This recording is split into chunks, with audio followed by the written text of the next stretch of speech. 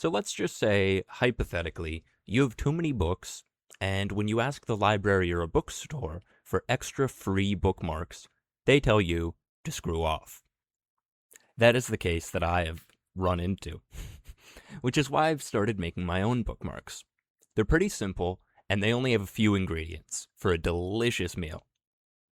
All you'll need to do this is, first, cardstock, preferably a ruler, a pair of scissors, maybe a pen, a stapler, a picture of your choosing, and about 5 minutes.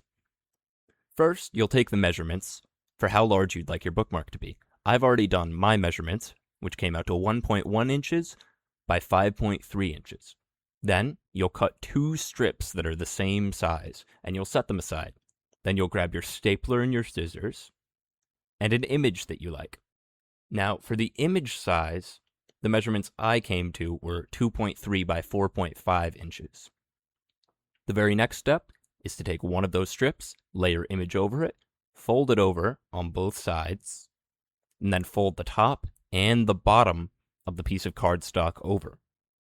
Then, with that, you'll place your other piece of cardstock on the back of this one, and you'll trim off where the back piece of cardstock hangs over the front piece of cardstock, and you will staple twice on the top, twice on the bottom, 3 times on each side lengthwise, and then you have a nice little bookmark.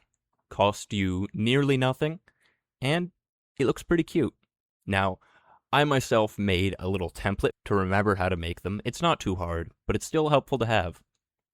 And then I can cut more ones out of that. I've made more than quite a few, as you can see here, and I hope to see you make some too.